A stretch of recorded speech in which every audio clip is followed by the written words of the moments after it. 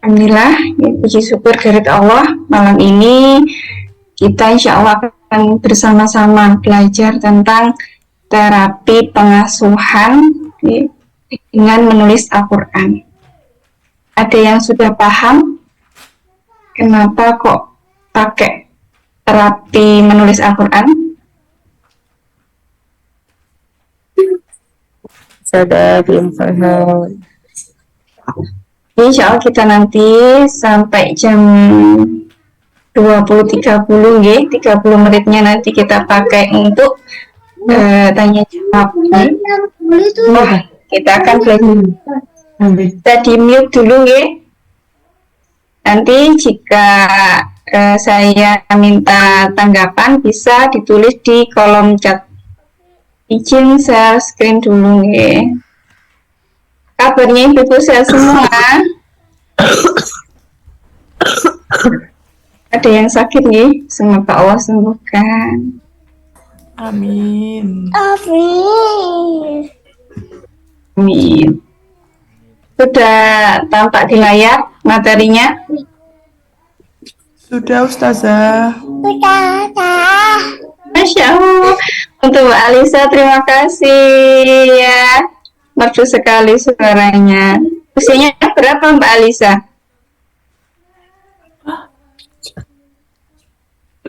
Mbak Alisha? Usianya berapa nak? 1 tahun Ustazah. Masya Allah. Lancar sekali ya. Masya Allah. Alhamdulillah. Ya, ibu-ibu di sini ada yang sedang hatinya sedang tidak gembira karena berkaitan dengan pengasuhan. Dijawab di hatinya masing-masing aja nggih. Adakah yang sedang kesel, sedang capek dalam mendampingi anak-anak, mungkin bingung ketika anak tantrum, ketika anak nangis, ada yang merasakan gitu? Insya banyak nih, banyak ibu-ibu mungkin tanpa disadari pun atau disadari merasa galau, merasa hati itu tidak karu-karuan ketika menghadapi anak.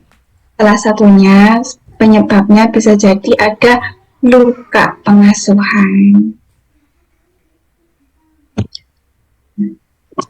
Tak kenal maka tak sayang, izinkan saya memperkenalkan diri dulu.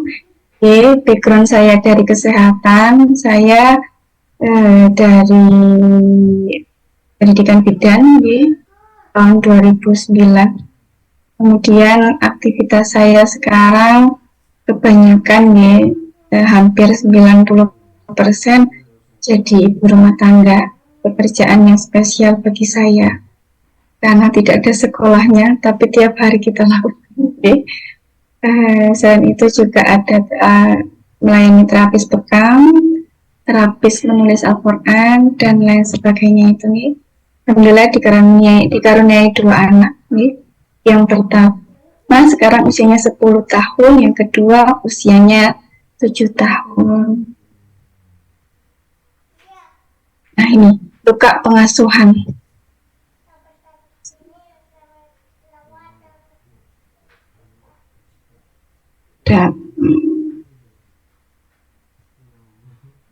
Nah, apa itu luka pengasuhan? Namanya luka itu kan berarti ada yang sakit, gitu. Ini yang harus kita cari.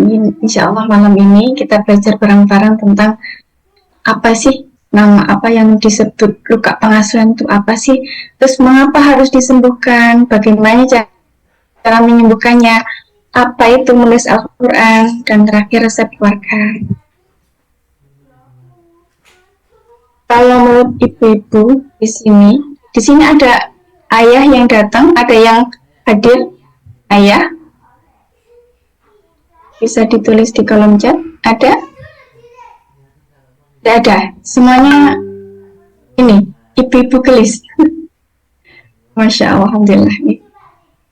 Menurut hemat saya, luka pengasuhan itu adalah kenangan buruk nih di waktu kecil yang terbawa ke pola pengasuhannya. Contoh, dulu mungkin sering dimarahin, sering dibentak oleh orang tua, akhirnya menurun ke pola pengasuhan kita. Nah, kita akhirnya juga mudah membentak anak, bahkan ada yang dulunya mungkin kecilnya suka dicubit, sekarang dengan kadang dengan akhiran penyesalan yang amat sangat mencubit anak juga. Nah, itu salah satu yang dikatakan sebagai luka pengasuhan.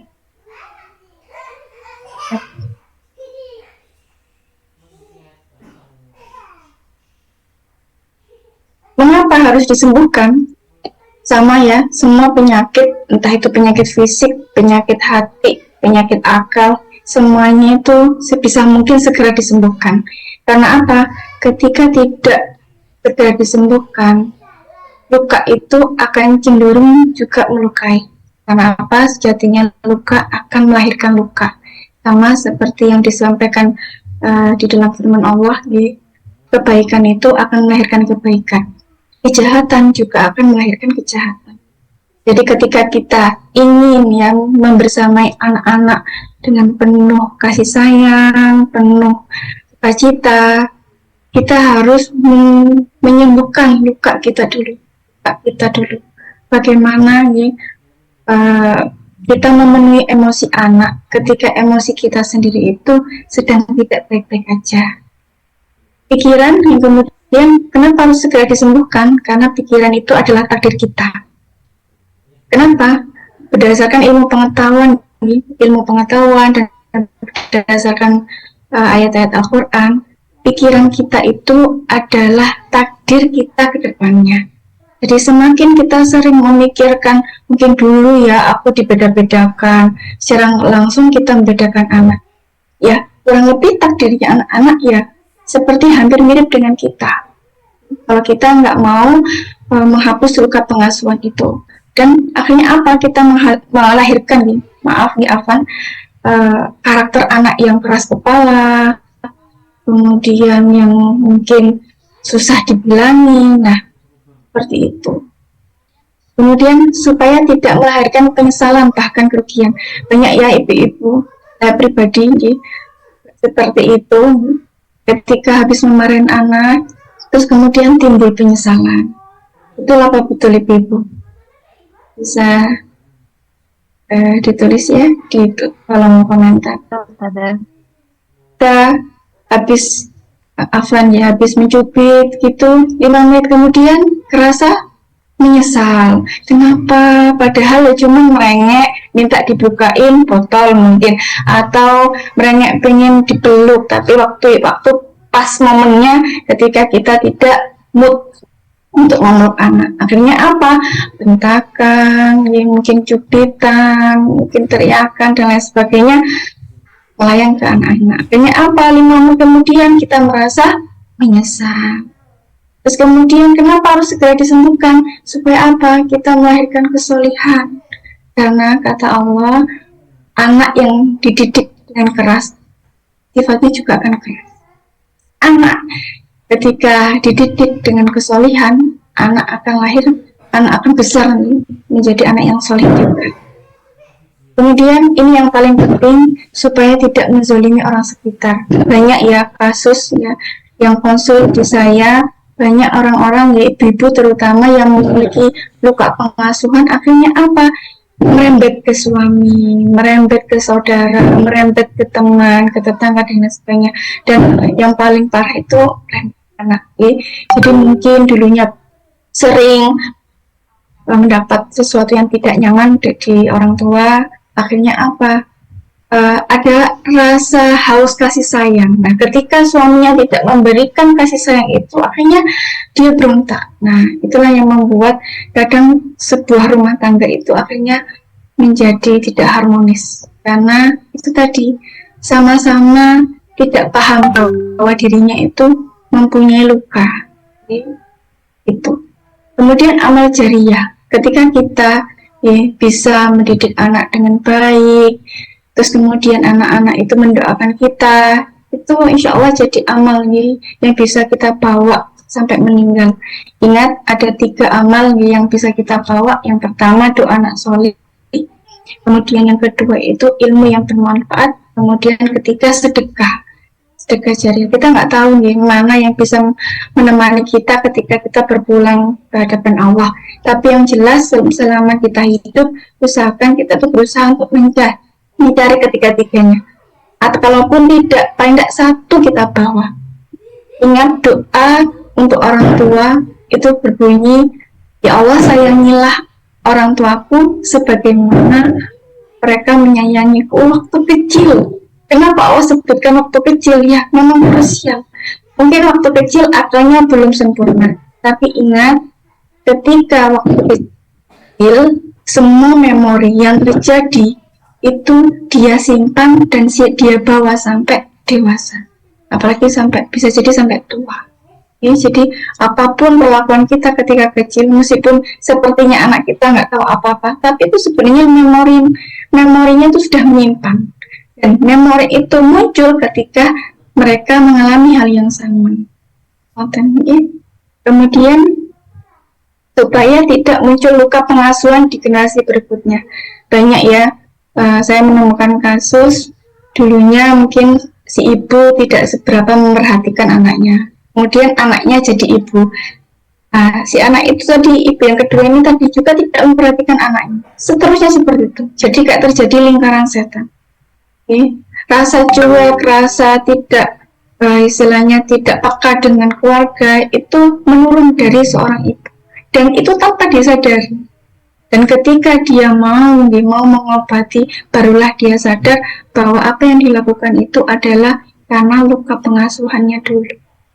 Nah, kita membahas luka pengasuhan bukan berarti mencari-cari kesalahan orang tua nih.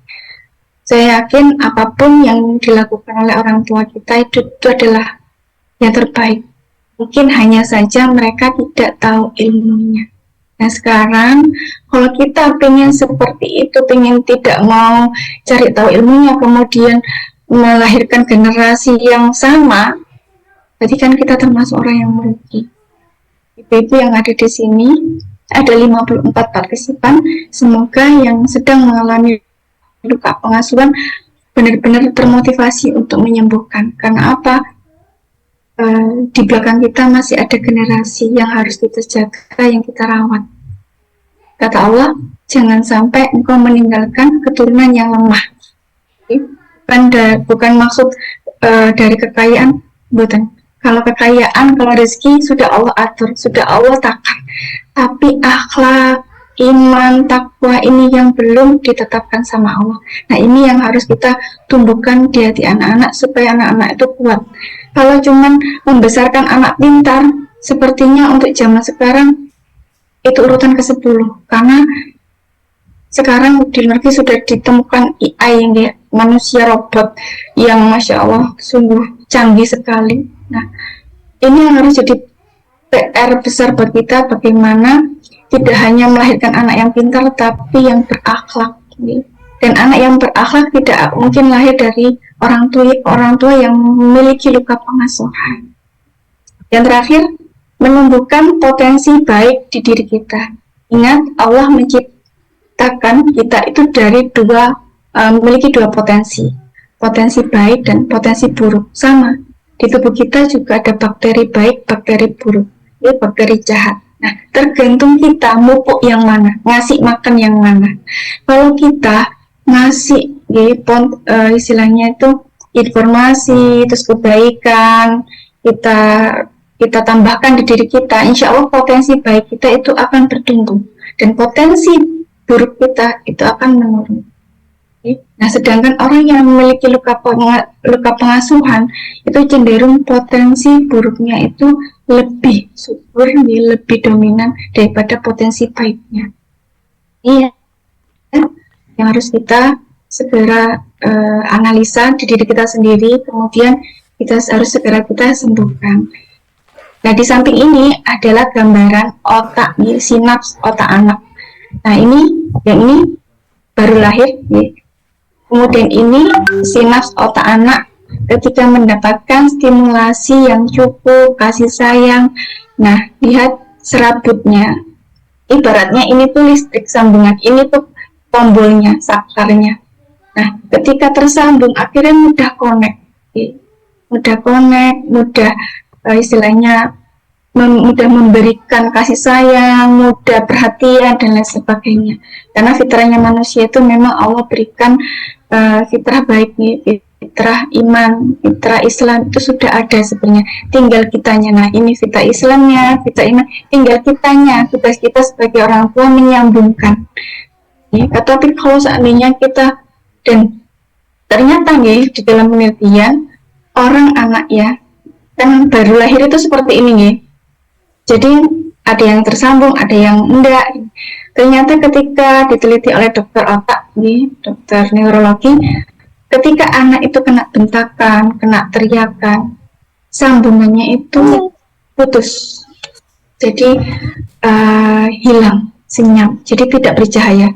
Jadi kalau dilihat dari CT scan atau alat yang khusus untuk melihat sinaps nih, itu seperti ada cahaya lampu. Nah, ketika kena bentakan, itu meredup lampu.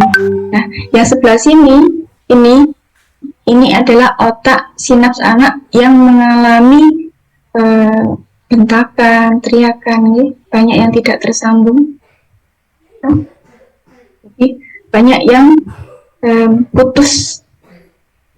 Jadi sayang nih kalau seandainya anak-anak itu mengalami hal yang tidak kita inginkan tapi dari kita sendiri, punya dari kita sendiri. Tapi insya Allah apapun ya namanya luka, Allah sudah menyebutkan, Allah sudah menyiapkan. Memang Allah yang memberikan penyakit itu, tapi Allah juga memberikan obat untuk menyembuhkannya. Ini kabar baik untuk kita. Saya yakin di sini pasti nggak ada nih orang tua yang 100% sempurna, tidak ada menurut saya nih.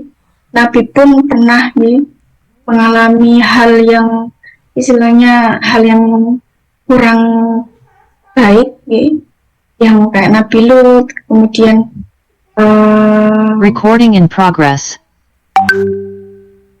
kemudian Nabi Nuh itu mengalami suatu ujian dengan keluarganya. Sama kita pun pasti Allah uji, karena sejatinya anak istri itu adalah ujian bagi kita. Kemudian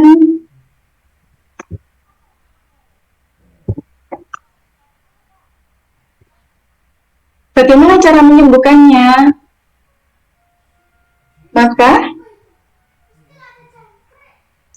Maka disebabkan rahmat dari Allah lah kamu berlaku lemah lembut terhadap mereka. Sekiranya kamu bersikap keras lagi berhati kasar, tentulah mereka akan menjauhkan diri dari sekelilingmu. Nah, ini prinsipnya nih.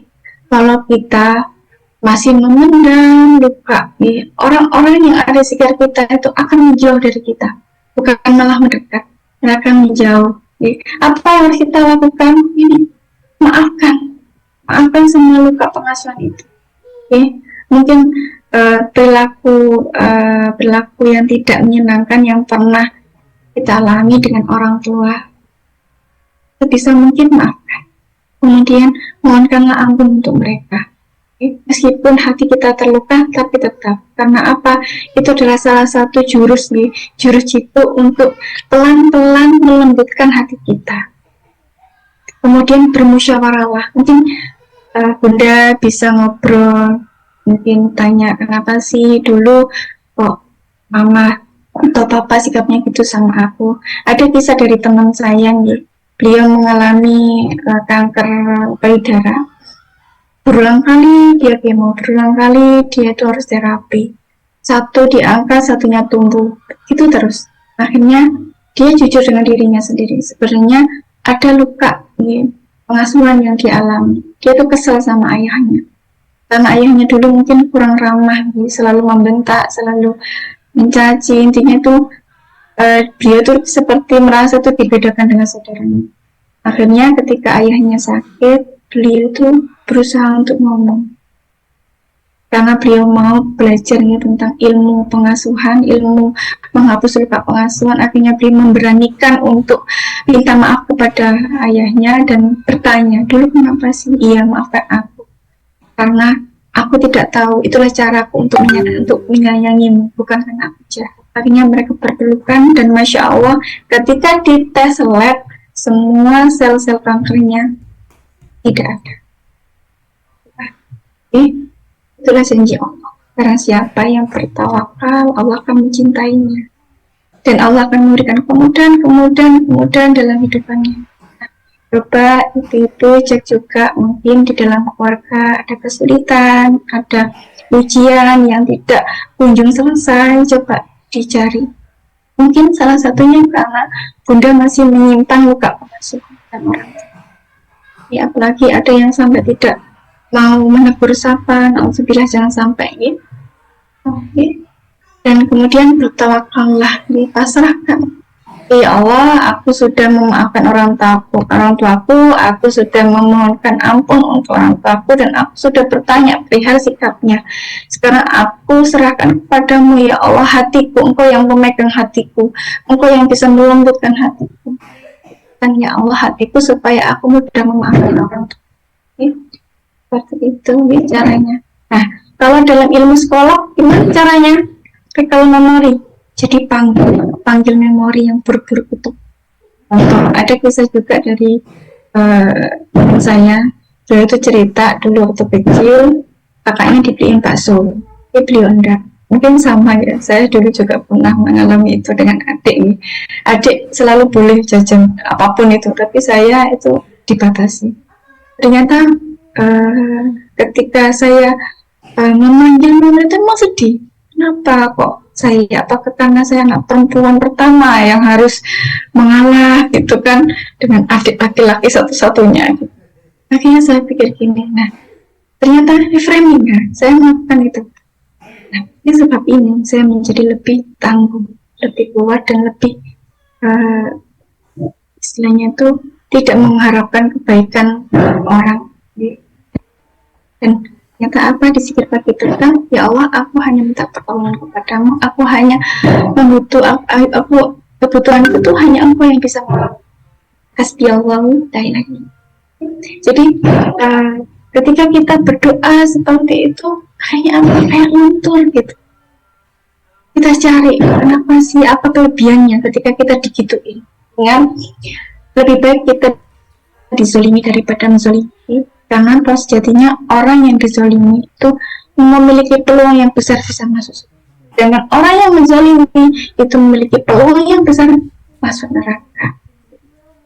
Saya yakin ibu-ibu di sini kan pasti pengen ya semuanya masuk surga, se-RT, se-kabupaten ya. Kalau bisa semuanya masuk surga, biar reuni di sana. Nah, kalau kita mampu untuk reframing ya, istilahnya untuk membingkai kenangan yang buruk itu menjadi yang bagus. Oh, mungkin ibuku karena gini, mungkin temukan cara alasan yang baik gitu loh, supaya luka itu memudar. Kemudian memaafkan.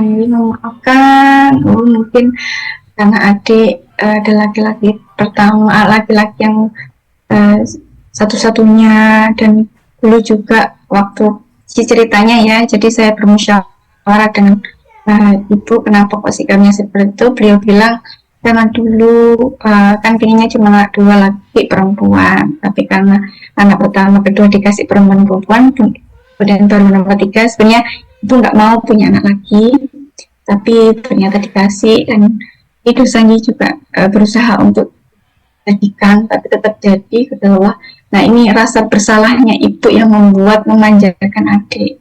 Ketika tahu alasan itu, akhirnya hati tuh kayak enak gitu.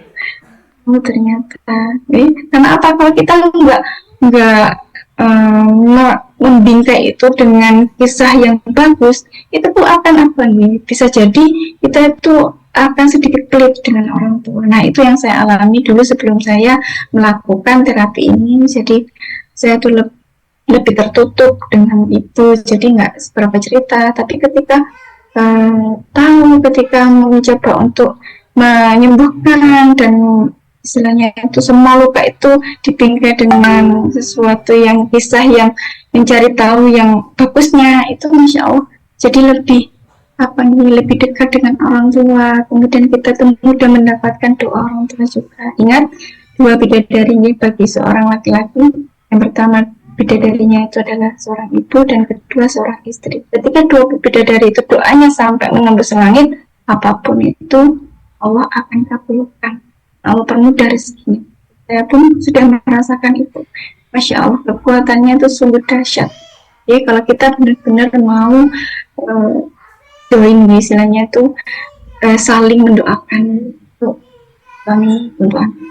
Tapi kemudian self-talk, kita bicara dengan diri kita. Wahai ini, kalau kamu terus-terusan menyimpang luka ini, nanti luka itu akan melebar, akan melukai organmu yang lain. Ingat, fisik kita kan ya, nanti saya jelaskan, fisik kita terdiri dari fisik, ruh, akal. Kalau ruh kita sakit, otomatis akal, fisik kita juga bisa sakit. Nah, ini gambarannya. Jadi tubuh kita itu terdiri dari tiga nih, akal, ruh, fisik. Tanpa fisik, ya meninggal nih. Tanpa ruh, ya kayak orang yang nggak mau ibadah, yang istilahnya tidak memiliki tujuan hidup. Tanpa akal, ya bisa jadi nauzubillah nih, orang yang mengalami gangguan jiwa, orang gila nih. Nah, ketiga-tiganya harus kita rawat, dan ketiga-tiganya kita harus segera sembuhkan jika ada luka di fisik. Kalau ada luka nih, coba luka gangren aja, luka dekubitus gitu ya, luka atau luka kena pisau, kita biarkan, entah itu nggak dikasih obat, pasti akan merambat kemana-mana. Bisa jadi kita karena lukanya infeksi, akhirnya bisa organ di situ ya, atau tubuh bagian itu bisa harus dipotong, harus diamputasi gitu. Kemudian ruh jika sakit, ya artinya malas beribadah, malas sholat, malas berbuat baik, malas senyum, itu yang paling parah nih.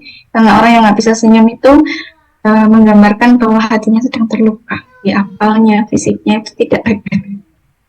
Karena apa? Salah satu tanda nih orang sakit itu kan dicabut cerianya, dicabut nafsu makannya, dicabut dosanya. Nah, kalau udah nggak bisa senyum, artinya apa? Fisik, ruh, dan akalnya sakit semua gitu ya. Dan kemudian akal. Nah, akal ini biasanya yang penyebabnya adalah kenangan-kenangan yang tidak baik. Artinya apa? Akalnya akhirnya cenderung lebih condong untuk melakukan seperti yang dialami. Ya, ini ada gambaran ya, ini dari Dokter Saraf, bahwa kepala bagian belakang kita, kepala bagian belakang kita, coba dipegang belakang kepalanya. Ini yang on kamera, nah dipegang. Nah, ini adalah bagian saraf muka kita. Jadi kalau ada yang tidak bisa senyum, mungkin anak-anak sedang bete, murung, coba dielus-elus ini. Nah, yang sedang gendong anaknya, Masya Allah, Mbak Ikrimah, ini namanya sama ya kayak anak saya nomor 2, Masya Allah. Wanita cantik ya. Wanita yang dipilih, yang menjadi pilihan antara dua laki soleh. Ini ya, jadi kalau seandainya lagi bete, lagi kurang mood itu, coba, meskipun ya diri kita sendiri, jadi gini, jangan nunggu kita dibaikin. Kenapa kita nggak mengawali untuk membaiki diri kita sendiri? Misalnya ibu-ibu yang biasanya yang kalau suami saya tuh cuek banget, Mama Yeni gitu.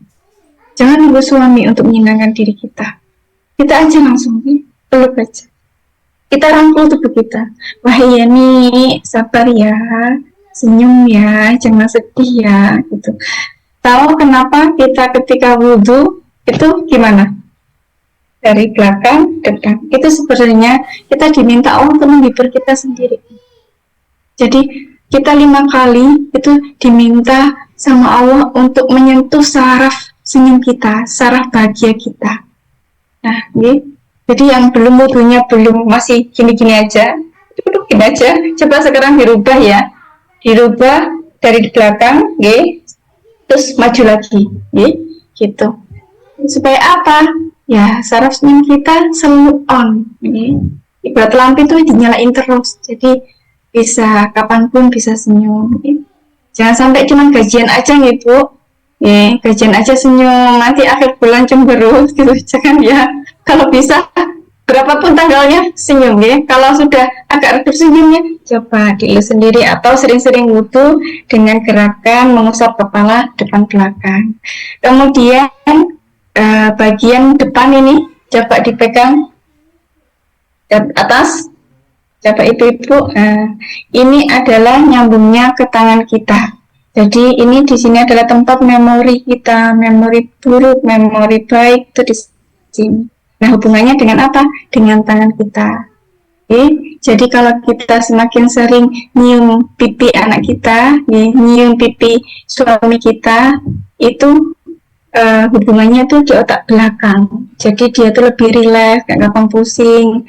Seandainya ada mungkin suami mengalami mengeluh pusing bagian belakang, coba aja sering-sering disayang, sering-sering dipijat mukanya, insya Allah hilang tanpa obat. Kemudian yang kembali lagi ke tangan ini artinya apa? Ketika kita ya ini menyentuh bagian ini artinya apa? Kita itu bisa mengendalikan otak bagian depan kita, bagian tengah kita. Nah, bagian tengah itu bagian di mana otak berpikir. Kalau ini tuh otak reptil, otak untuk menyelamatkan diri. Makanya kenapa ketika orang cenderung ketakutan, mukanya itu pasti langsung berubah. Karena ada dua pilihan, antara menyerang atau melarikan diri. Jadi kalau anaknya nangis atau ketakutan, dipeluk diusap aja. Kemudian otak bagian depan sini coba dipegang. Nah, ini itu nyambungnya ke kaki. Itulah kenapa kalau kita sujud, supaya kita tuh semangat menjalankan kehidupan lagi, kita tuh disuruh sujud sempurna. Supaya apa? Otot bagian kaki kita tuh juga semangat. Nah, bagi ibu-ibu yang pengen suaminya bekerja keras, sering-seringlah mencium bagian keningnya, anak-anak supaya nggak, kan ada anak-anak yang suka lari-lari ke sana kemari. Nah, coba sering-sering cium keningnya supaya apa? Gerakannya itu teratur, tidak hiper. Ini salah satu terapi. Nah, ini salah satu jawaban kenapa kita nanti membasuh luka pengasuhan kita itu dengan menulis. Supaya apa? Kita bisa mengontrol otak bagian tengah kita. Otak memori kita, supaya sinapnya itu tersambung lagi, itu. Nah, ini. Nah, lama-lama kenapa kita menggunakan Al-Quran? Karena apa? Sejatinya Bu, pengobatan apapun itu sebenarnya ada di Al-Quran. Pengobatan fisik untuk fisik kita, pengobatan untuk ruh kita, pengobatan untuk akal kita, itu semua ada di Al-Quran. Dan banyak penelitian membuktikan pohon yang mendengar ayat Al-Quran lebih subur. Terus kemudian pohon yang tiap hari disirami kemudian dibacakan asma Allah itu lebih sehat. Kemudian kucing aja yang sedang sakit, terus kambing yang sedang sakit disetelin murotal itu lebih cepat pemulihannya. Nah, kali ini saya mengajak ibu-ibu di sini untuk menggunakan Al-Quran dengan cara menuliskannya. Sesuai dengan namanya bahwa Al-Quran itu adalah sifat penyembuh, sebagai pelajaran, sebagai peringatan kita ketika kita mengalami luka pengasuhan terus tidak segera kita obati, apa akibatnya yang kita alami. Ini bisa dibaca surat Az-Zikr ini pasti banyak peringatan untuk kita bahwa orang-orang yang zalim pada dirinya sendiri atau kepada orang lain itu tempat terbaiknya itu adalah neraka. Kita bilang jangan kan ke neraka di dunia aja dipersulit aja kita sudah bingung, sudah misalnya galau, sudah stres. Nah, di dalam Al-Quran juga dituliskan petunjuk, ada karunia juga, sedangkan kita untuk mendidik anak-anak itu membutuhkan rahmat Allah. Banyak metode pengasuhan itu banyak, tapi ketika Allah tidak menurunkan karunia kepada kita, semua metode itu percuma, tidak ada hasilnya. Gitu. Kemudian kalau kita pengen memiliki perkataan ucapan yang bagus, kita bisa membuka ayat-ayat Al-Qaul. Kepingin kalau kita lagi suntuk, lagi nggak tahu jalan keluarnya, bisa baca surat An-Nur, supaya Allah menurunkan cahayanya. Jadi sebenarnya Al-Quran itu adalah paket komplit. Saya aja di dunia kesehatan, ketika sakit kepala, sakit gigi, saya cenderung memakai Al-Quran. Mungkin kayak kelihatannya tuh kayak mana mungkin masa baca Quran aja bisa sembuh seandainya sakit gigi. Nah, ini pengalaman saya kemarin, saya mengalami sakit gigi, saya baca surat Al-Mulk. Ya, tapi yang jelas bacanya juga harus dengan rasa, dengan benar minta dengan sungguh-sungguh. Masya Allah, sakitnya Allah hilangkan, Allah turunkan nyerinya. Karena apa? Jadinya tubuh kita kan Allah yang memerintah, Allah yang mengendalikan. Jadi mudah bagi Allah untuk mencabut sakit gigi, apalagi sakit hati, sakit rindu, itu Allah mudah mencabut asal kita yakin dan benar-benar pasrah. Kadang orang itu baca gitu, kok nggak sembuh-sembuh, nah itu termasuk putus asa. Tapi yakin aja, kalau memang belum dikasih kesembuhan, baca lagi. Nah, ini yang saya temukan dengan menulis, ternyata bisa menyembuhkan berbagai penyakit kita. Nah, ketika diteliti, ternyata pendidikan menulis Al-Quran itu bisa membangun 20 karakter. Bisa dibaca sendiri dan bisa dicatat.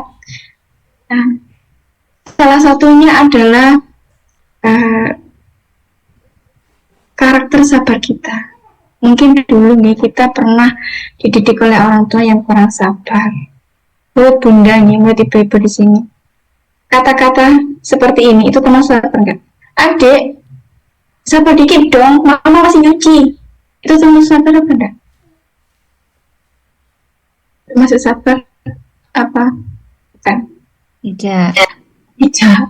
Itu kata-kata sabar, bukan praktek sabar, bukan kata-kata. Tapi kebanyakan apa? Kita mengucapkan itu. Akhirnya apa? Anak-anak nggak tahu hakikat sabar itu apa. Padahal sabar itu bisa dikatakan, adik butuh mama masih mencuci piring, 10 menit boleh nunggu mama. Itu yang dikatakan, itu yang diartikan sebagai salah satu contoh melatih anak untuk sabar menunggu kita mencuci demi istilahnya itu memenuhi kepentingannya, memenuhi kebutuhan. Nah, itu yang kadang kita nggak sadar, karakter-karakter itu mati, karakter-karakter yang sudah Allah berikan. Jadi manusia lahir itu sudah diberikan 20, kurang lebih 20. Pasti saya yakin masih banyak lagi karakter yang lain, tapi ini yang saya deteksi ada 20, banyak lagi. Tapi yang jelas ketika selama kita hidup sampai sekarang, ada karakter-karakter yang mungkin berkurang, bahkan ada yang sudah tidak ada lagi. Nah, itu sebabnya, salah satu sebabnya adalah karena kejadian yang kita alami dari kecil hingga sekarang. Contoh, mungkin kita dulu suka dijanjiin sama orang tua, "Bu, kapan mak beli mainan?" Besok ya, ternyata apa? Besok dibelikan nggak? Ya kan, itu apa artinya? Kita sudah karakter jujur di diri kita itu sebenarnya sudah diturunkan. Tapi mungkin orang tua seperti itu karena apa? Supaya kita tenang. Nah, seketika kita tahu seperti itu tidak bagus, coba dirubah, jangan sampai ditiru gitu loh. Ya sampaikan aja apa adanya, "Maaf nak, mungkin bisa lain kali ya, mama sekarang lagi tidak ada uang lebih untuk beli mainan, kita nabung dulu ya," kan itu lebih enak. Nah, mungkin orang dulu kan pilih praktisnya jadi ngomong gitu, padahal ya niatnya memang nggak diberikan. Nah, sebenarnya perilaku seperti itu sudah Allah sebutkan dalam Al-Quran. Jadi Allah menyebutkan jangan sampai engkau berjanji melakukan sesuatu padahal engkau yakin tidak akan melakukannya gitu loh. Jangan sampai, itu larangan yang jadi manfaatnya ketika kita menulis Al-Quran itu selain mengaktifkan 20 karakter ini, kita juga akan mendapatkan petunjuk-petunjuk dari Allah. Nah, kenapa menulis Al-Quran? Ternyata menulis Al-Quran itu di dalam penelitian itu bisa mengurangi peristiwa-peristiwa traumatik ketika kita menuliskan kenangan buruk kita. Kan ada yang orang yang nggak bisa curhat, ada orang yang tertutup banget, introvert banget, sampai ngomong aja susah gitu. Nah, coba tuliskan. Ada pasien ya, beliau mengalami stres berat, ditanya itu diem, di apapun itu diem, nggak nangis, nggak apa nih. Kalau ada pasien yang nangis itu masih bersyukur, karena apa? Dia masih mampu istilahnya menunjukkan ekspresinya. Tapi kalau sudah nggak mau nangis, nggak mau, itu termasuk gangguan berat nih. Nah, akhirnya apa? Dikasihlah pensil sama pulpen. Dia tulis aja panjang. Apa reaksinya? Dia langsung nangis. Aku tuh kesel, langsung dia tulis cerita, keluarin, mengeluarkan unek-uneknya. Jadi ini tadi nggak ada bapak-bapak ya. Jadi kalau seandainya ada istri yang curhat, itu Masya Allah itu termasuk istri yang sehat nih, karena mampu meluapkan emosinya. Kalau sudah dipendam sendiri, nah kadang ada ya yang istri itu malu cerita sama suami, sebaiknya tetap ungkapkan. Kalau memang tidak bisa diungkapkan dengan suami, mungkin ya hubungannya belum seberapa istilahnya dekat, akhirnya sungkan mau cerita, paksakan diri kita untuk menulis. Karena terbukti orang yang memiliki diare itu orang yang lebih bahagia, lebih supel, lebih mudah menguraikan masalahnya. Ternyata benar, bisa memperbaiki kesehatan fisik. Karena apa? Hubungannya apa? Ketika kita menyimpan dendam, menyimpan marah, itu hubungannya dengan kesehatan fisik kita. Apalagi jantung kita. Jantung kita itu kalau kita marah, denyut dan jantungnya itu lebih cepat.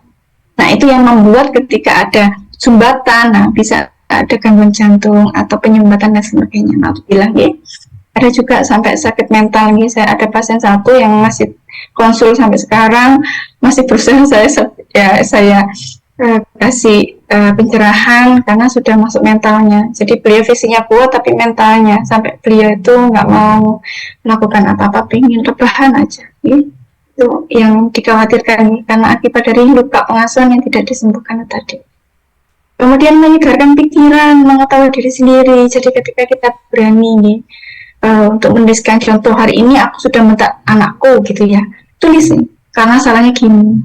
Nanti kalau kita baca lagi, ya Allah, ada rasa gini, ya Allah, hanya masalah sepele kayak gitu aku sampai berani minta anakku ya. Nah, itu akhirnya apa? Bisa mencari solusi, jadi bisa memecahkan masalah. Oh, ternyata anakku tadi nangis karena apa? Karena lapar, karena ngantuk, pengen digendong, nah gitu. Jadi kita tuh akhirnya mempunyai kemampuan untuk mengurai segala masalah yang terjadi di kehidupan kita. Saya yakin ibu-ibu di sini 24 jam pasti mengalami banyak ujian nih. Nggak ada yang stay full, istilahnya hidupnya tentram-tentram aja. Justru kalau tentram-tentram aja kita harus curiga. Karena apa? Kan kata Allah, orang yang beriman itu pasti Allah uji. Kalau kita hidupnya nyaman aja, nggak ada masalah, bisa jadi ya, kalau memang punya amalan yang spesial, boleh tenang. Tapi kalau seandainya nggak punya amalan spesial, terus nggak punya ujian, nah khawatirnya itu sudah tidak pedulikan lagi. Alhamdulillah itu.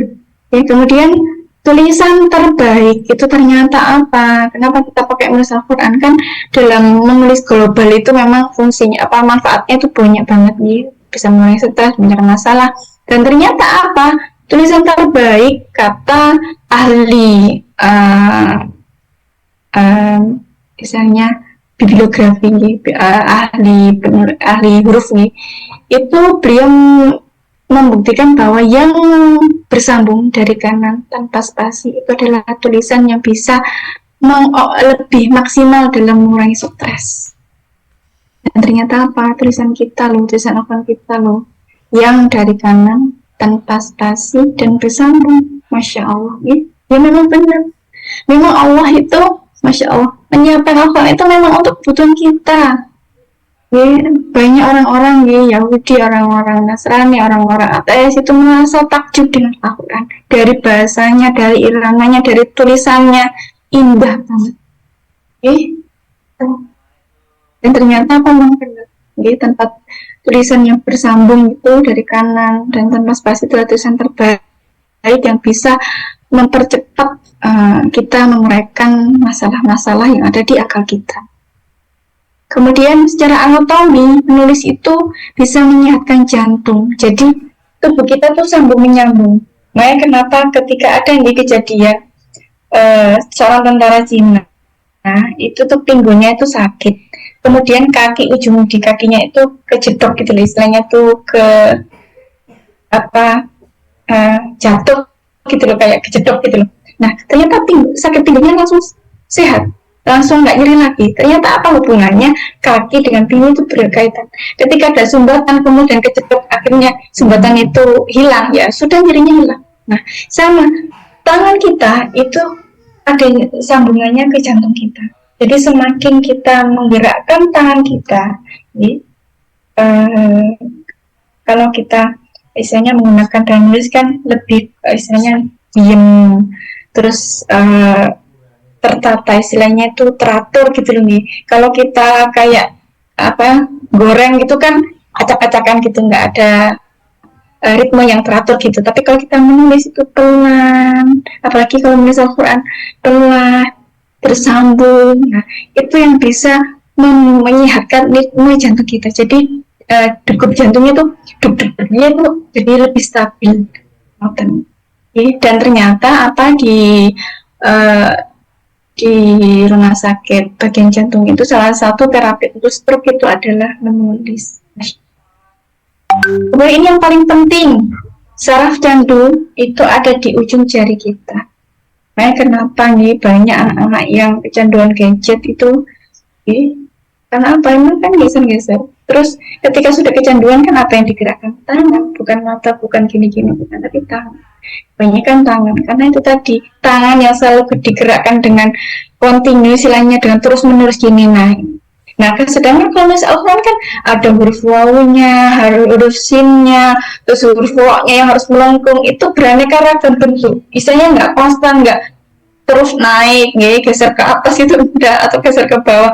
Tapi itu beristilahnya banyak variasinya. Itu yang membuat otak kita itu semakin sehat. Sedangkan dengan gerakan yang hanya satu variasi itu menjenuhkan akal kita, yang membuat akhirnya nyandu itu tadi. Nah, masalahnya candu itu tidak hanya candu HP, candu lainnya. Marah pun bisa jadi candu gitu. Jadi kalau kita sudah kebiasaan jadi candu itu ketika dilakukan selama tahap pertama 7 hari tanpa putus, kemudian tahap kedua 40 hari tanpa putus, itu pasti udah tertanam kuat di otak kita. Kalau kita marah selama 7 hari, tiap hari kita marah aja konstan aja, entah 5 menit, itu nanti 7 hari ke depan itu kalau nggak marah nggak enak. Ada anak yang malah itu nyandu dimarahin ibunya. Jadi ketika itu dia tuh nggak dimarahin, kok tumben ibu nggak marah gitu, kenapa udah candu dengan omelan ibunya. Itu tiap hari itu salah satunya cara menghilangi candunya itu dengan apa? Merubah gerakan tangannya di ujung jari kita. Nah, dengan apa? Dengan menulis Al-Quran. Nah, hasil pencapaiannya dari ibu-ibu dari komunitas saya, dari ibu-ibu dan yang sudah mempraktekkan terapi menulis Al-Quran ini, ketika mereka menulis selama 1 juz, itu muncul kepekaan rasa malu terhadap kesalahan mereka. Jadi kayak, iya kenapa kok aku melakukan itu dulu, kenapa tuh kok memalukan, kenapa sih aku gak sampai misalnya nggak menyapa dia sampai seminggu kan. Nah itu akan muncul, rasa-rasa itu akan muncul ketika sudah menulis 1 juz. Kemudian ketika dapat 2 juz itu ada rasa bersalah jika saya melakukan hal yang, aduh kenapa sih aku tadi nggak nyapa dia, kenapa aku nggak dulu, kayak gitu ada rasa bersalah.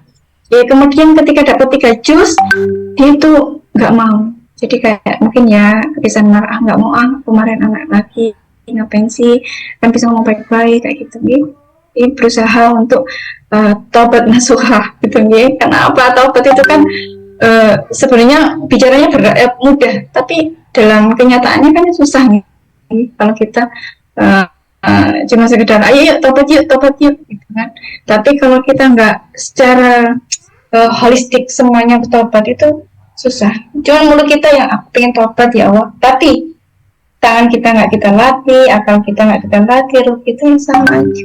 Mungkin tobatnya kayaknya kayak tobat lombok, kayak orang bersalin pertama ngomongnya, aduh papa Bu Bidan nggak mau lahir lagi, terus 1 tahun kemudian datang lagi melahirkan. Nah itu termasuk ya. Jadi kalau pengen memang taubat nasuha ya benar-benar semua nih saraf jandu ya kita benerin, apa kita benerin, tuh kita benerin, dan visi kita juga kita benerin. Nah ketika kita lakukan rutin, insya Allah kita mendapatkan bonusnya juga, yaitu mendapatkan petunjuk dalam pengasuhan. Karena di dalam Al-Quran itu adalah petunjuk terbaik kita dalam didik anak-anak. Mungkin ada metode Mentosari, metode Muslu, metode apapun itu, saya yakin lebih bagus lagi adalah metode dari Allah. Karena yang menciptakan kita adalah kan Allah. Allah lah yang tahu kebutuhan kita. Dan tanpa diteliti pun, insya Allah lebih bicara. Kemudian yang paling yang kita butuhkan adalah supaya kita mendapat rahmat dan karunia-Nya. Kalau kita sudah mendapat rahmat dan karunia-Nya, kesulitan apapun yang kita alami dalam kehidupan kita itu insya Allah. Karena kuncinya untuk mendapatkan pertolongan Allah, kita harus mendapat rahmat dan karunia-Nya. Dan caranya dengan sholat dan ikuti petunjuknya. Dan petunjuknya itu adalah yang ada di Al-Quran. Nah ini 2 slide terakhir. Jam berapa sekarang? Jam 8 ya, jam 8:16. Nah, kenapa kita dari serangkaian kita nih, dari awal sampai akhir kita melakukan itu semua supaya apa? Kita mendapatkan keluarga yang harmonis nih, keluarga yang sakinah mawaddah warahmah, keluarga yang bisa membawa kita menuju surganya Allah. Karena pahala yang terbaik, pahala seorang istri itu adalah menjadi istri yang solih. Kalau kita mempunyai luka pengasuhan itu susah untuk mencapai istri yang solih. Apalagi untuk mendapat ridho suami itu susah karena diri kita sendiri terluka. Nah, berikut ini adalah salah satu resep keluarga supaya kita benar-benar semangat untuk menyembuhkan luka itu, bisa dengan menulisnya, bisa dengan menulis Al-Quran. Yang pertama, kita kalau ingin mendapatkan keluarga yang harmonis dunia akhirat, yang pertama kita harus selalu taat kepada Allah. Kemudian harus mencintai Rasulullah. Ini yang sangat penting karena apa? Kalau kita taat dan kita mencintai, itu setiap rasa yang alarm rasa ketika muncul sesuatu itu kok gak baik, itu pasti kita tangkap. Kan ada orang yang kadang melakukan itu gak baik tapi diteruskan terus, akhirnya rasa malunya itu akhirnya mengetol, akhirnya menghilang. Nah, kata Allah, ketika kita bisa mencintai Allah, kita akan jadi mudah memaafkan orang-orang, apalagi orang-orang yang sudah menyakiti kita. Tapi kalau kita belum mencintai Allah, kita akan sulit. Kita nggak menemukan apa alasan kita harus memaafkan. Tapi kalau kita mengharap cintanya Allah, kita akan berusaha untuk melepas semua luka-luka itu. Supaya apa? Allah juga cinta sama kita. Kemudian sholat berjamaah di awal waktu, saling menyayangi dan saling menghargai. Saya yakin kalau ada luka pengasuhan sulit, sekiranya itu kita bisa saling menyayangi. Karena apa? Orang yang memiliki luka pengasuhan itu cenderung pengen disayang aja, tidak mau menyayangi. Karena apa? Sudah lelah tubuhnya, sudah banyak luka.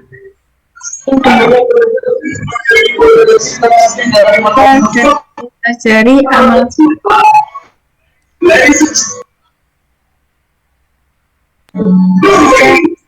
dan amalkan.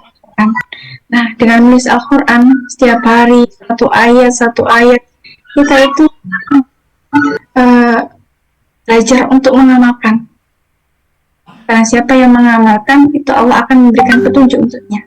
Tidak lupa sedekah, bersedekah itu termasuk memperpanjang umur, termasuk melembutkan hati, berikan salam dan senyum. Nah, coba sekarang saya pengen lihat senyumnya ibu-ibu di sini. Coba yang on kamera, Coba sekarang kita belajar kasih senyum yang paling manis untuk anak dan suami. Belajar dari sini ya, supaya nanti setelah Zoom ini kita langsung praktek senyum ke suami dan anak-anak kita. Yuk, boleh dibuka kameranya. Kita belajar senyum. Ada yang malam ini susah senyum? Yuk. Masya Allah. Alhamdulillah. Okay. Jadi sering-seringlah bercermin. Okay. Jadi dan jangan lupa ketika bercermin minta supaya Allah membaguskan akhlak kita sebagaimana Allah membaguskan wajah kita, supaya nggak jadi sombong. Nanti kalau senyum-senyum terus, ternyata aku cantik ya, nanti bibir sombongnya tumbuh, Jadi sambil melatih senyum sambil berdoa, semoga Allah juga membaguskan akhlak kita. Saya rasa nggak ada wanita jelek, nggak ada. Wanita jelek itu adalah wanita yang susah senyum, bukan yang wanita yang misalnya tanpa make up. Justru kalau dengan make up nggak senyum ya itu termasuk wanita jelek, karena apa? Mati sarafnya, nggak bisa senyum. Selalu berdoa dan berzikir nih. Jadi saya ada grup nulis Al-Quran. Jadi di situ tiap hari kita wajib menulis Al-Quran 1 ayat sampai 2 ayat, kemudian terjemahnya, kemudian tafsirnya, kemudian doa yang kita sampaikan. Contoh ketika kita mendapatkan ayat tentang surga, kita berharap semoga kita itu bisa masuk surga sekeluarga. Ketika kita ketemu ayat Mekah, pergi ke Baitullah, kita berharap berdoa. Nah, kalau kita terus melakukan itu, Masya Allah banyak ibu-ibu yang ikut grup saya itu merasakan bahwa tulisannya itu Allah kabulkan. Karena apa? Benar, mungkin lisan kita sering mengatakan sesuatu yang tidak baik, tapi Insya Allah tangan kita itu tidak pernah dipakai untuk mencuri atau memukul, menzalimi. Nah, anggota tubuh yang lebih bersih itu lebih Allah ijabah. Ya, mungkin dari tulisan kita ternyata mudah Allah ijabah, bisa jadi itu. Jadi sering-sering menulis supaya apa yang kita tuliskan itu Allah ijabah karena kemurnian tulisan kita. Saling berlomba dalam kebaikan. Jadi kalau kita punya luka pengasuhan, bagaimana bisa lomba merawat diri aja susah gitu. Jadi kita harus punya motivasi supaya kalau memang pengen punya keluarga yang harmonis, kita harus saling berlomba dalam kebaikan. Kita nggak boleh memendam luka, apalagi memendam marah, jangan sampai. Terus belajar dan mencari ilmu. Nah, seperti Zoom yang kita adakan malam ini termasuk adalah tujuannya untuk mencari resep keluarga yang harmonis. Dan terakhir ada video, mungkin bisa mungkin bagi ibu yang masih ada luka, semoga terbuka hatinya untuk memaafkan orang-orang sekitarnya. Karena apa? Ketika kita mau memaafkan kesalahan orang-orang sekitar, Allah itu akan bukakan kemudahan-kemudahan di dalam kehidupan kita. Berikut sambil saya jelaskan. Nah, beliau adalah Pema, jadi lahir mengidap cerebral palsy, jadi gangguan di otaknya. Nah, beliau ini ceritanya buang oleh orang tuanya. Orang tuanya itu merasa kecewa dengan keadaannya. Akhirnya Pema dibesarkan oleh neneknya. Ketika ada kunjungan dari ibu Vietnam, dari pejabat Vietnam, beliau itu mau dikasih uang, tapi dia nggak mau. Saya nggak mau dikasih uang, saya pengen disekolahin aja. Sekolah membuat karya tangan, karya kaki, istilahnya membuat sebuah karya. Akhirnya disekolahkanlah, dan akhirnya si Pema bisa menghasilkan karya-karya yang luar biasa hanya dari kakinya. Dengan bisa lihat ibu-ibu, karyanya itu berbelok-belok, variatif, banyak lekukannya, mirip nih, secara sekilas mirip dengan ayat-ayat Al-Quran, indah banget, bervariasi, dan ternyata apa? Itu berdampak pada karakternya. Dulu kecilnya, kalau seandainya kita di posisi Pema dibuang oleh sebenarnya dibuang oleh orang tuanya, kemudian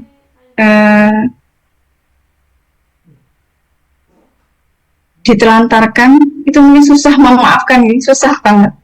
Tapi apa? Karena kasih sayang neneknya, kemudian karena gerakan kakinya yang dinamis, itu yang membuat luka pengasuhannya itu hilang. Dan ternyata apa? Ketika dia punya uang banyak, yaitu malah membelikan, ini kata-katanya, untuk membelikan orang tuanya itu sebuah rumah tingkat. Masya Allah. Dan ketika ditanya, kamu nggak marah dengan orang tuamu karena telah menyanyiakan kamu dan telah membuangmu?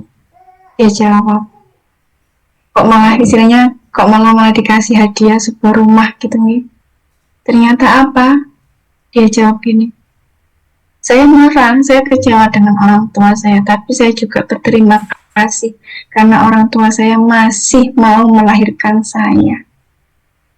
Nah, si Pema bisa mereframing lukanya itu menjadi sebuah loncatan yang membuat hidupnya itu Allah beri kemudahan. Mungkin beliau bukan muslim tapi imannya itu sudah ada, keyakinannya pada kebaikan itu sudah ada, yang membuat dia itu mudah memaafkan orang tuanya dan menghadiahkan rumah tingkat mewah untuk orang tuanya. Masya Allah. Jadi kalau seandainya kita di posisi orang tuanya gitu, paling ya pasti malu dan merasa menyesal karena telah menyiapkan anak gitu. Dan tadi mungkin bisa dilihat olahraganya adalah olahraga memanah, yaitu main tangan dan otak. Ternyata memang memanah itu salah satu olahraga akal, olahraga otak yang terbaik untuk menyambungkan sinaps-sinaps kita. Jadi apapun yang Allah sampaikan lewat firman-Nya, lewat Rasul-Nya, itu adalah yang terbaik untuk kita. Dan kalau kita mau memanfaatkan Al-Quran, Masya Allah, insya Allah keajaiban-keajaiban di kehidupan kita itu Allah tampakkan. Kalau selama ini mungkin kita membaca, mungkin selama ini kita hanya mendengar, ya. Kalau bisa mulai malam ini kita menuliskan Al-Quran itu supaya bisa menyembuhkan luka-luka yang ada di hati kita, untuk merefresh, untuk menyenangkan. Dan ternyata apa? Ketika di zoom sinaps otak kita itu bentuknya itu seperti ayat-ayat Al-Quran. Masya Allah. Ketika sesuatu kita temukan dengan sesuatu yang sama, itu akan menghasilkan energi yang luar biasa. Contohnya Al-Qurannya tuh seperti ini. Jadi kita tiap hari hanya menuliskan di 1 ayat 2 ayat. Ini tulisannya istilahnya samar-samar, kita cukup menebali. Kalau memang belum punya akun seperti ini, bisa langsung ditulis di buku tulis biasa. Tapi catatan saya, sebisa mungkin tulisannya tuh rapi, bisa dibaca kembali. Supaya apa? Sinat kita itu juga terbentuk lagi. Gitu aja yang bisa saya sampaikan. Monggo jika ada pertanyaan, saya kembalikan ke Mbak Yuli. Masya Allah, jazakillah khair Ustazah atas materi yang telah disampaikan. Selanjutnya, kami buka sesi tanya jawab. Bagi Bapak atau Ibu yang ingin mengajukan pertanyaan, silahkan bisa menggunakan fitur raise hand atau mengetik pertanyaannya langsung di kolom chat. Baik, sudah ada pertanyaan Ustazah. bagi ibu-ibu ya, nanti kalau seandainya pengen offline juga, nanti ada nih insya Allah ada terapi menulis secara offline biar kita tahu nih, kita bisa tatap muka, bisa tahu ayat apa nulisnya seperti gimana, metodenya gimana. Kalau ini tadi kan khusus untuk membahas pengasuhan, untuk metode menulisnya kan belum saya sampaikan. Nah, bisa lewat offline nih kalau ingin ingin tahu lebih dalam tentang terapi menulis offline ini. Monggo disampaikan pertanyaannya Mbak Yuli. Ini ada pertanyaan dari Ibu Resti. Assalamualaikum warahmatullahi wabarakatuh. Perkenalkan saya Resti, ibu dari Adnan level 1. Masya Allah, menarik sekali tema yang dibahas Ustazah Yani. Menulis Al-Quran bisa menyehatkan kesehatan fisik dan mental. Nah, bagaimana tips untuk menulis Al-Quran untuk mengobati orang yang trauma mendalam hingga syaraf otaknya terganggu? Step by stepnya bagaimana dan adakah surat khusus yang perlu dilatih untuk ditulis? Matur nuwun. Gitu sudah. Sedap nih, mau Al-Quran dulu nih.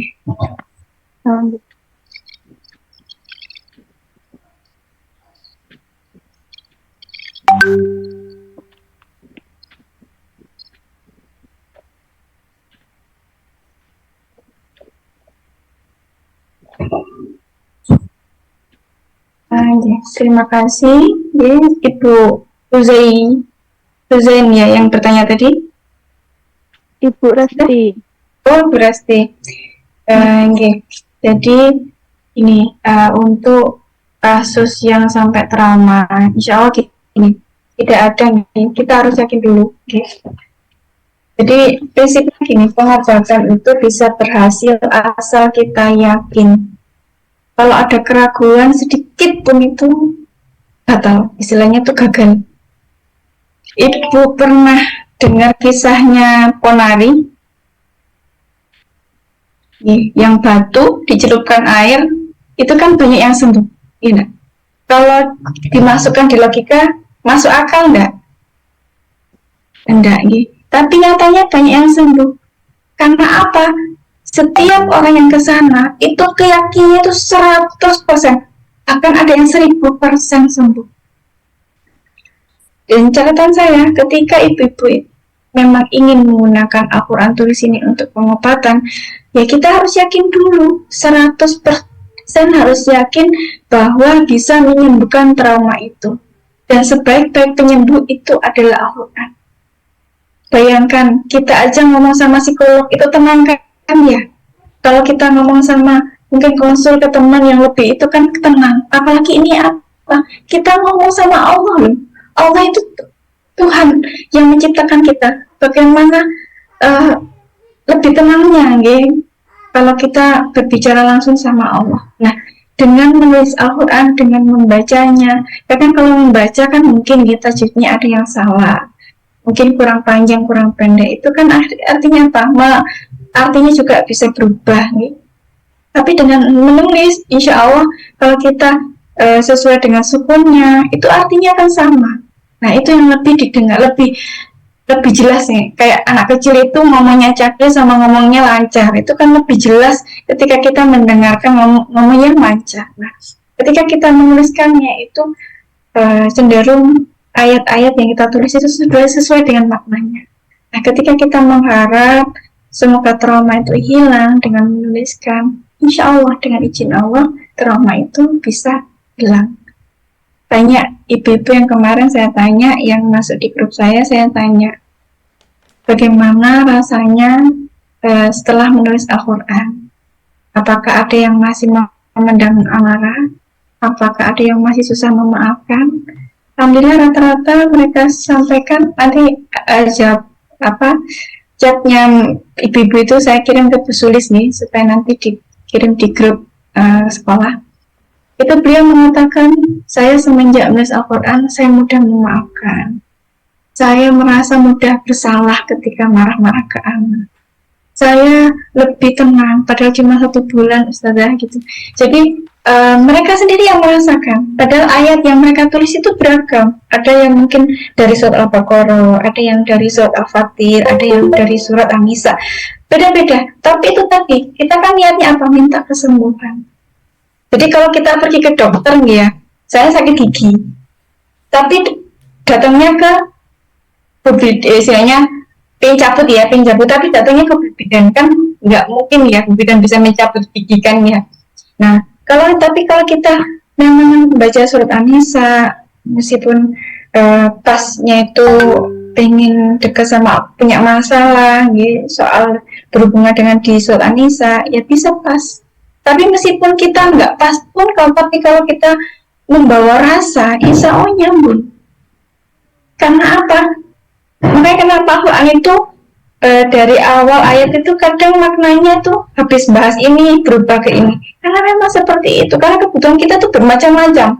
Makanya Allah buat Al-Quran itu seperti puzzle. Supaya apa? Saling melengkapi ayat satu dengan ayat lain. Terus kalau ditanya, pengen adakah ayat yang memang benar-benar bisa langsung untuk mengatasi trauma? Sebenarnya ada nih, banyak ayat-ayatnya itu. Salah satunya ada di surat Yunus, surat ke-10 ayat 57.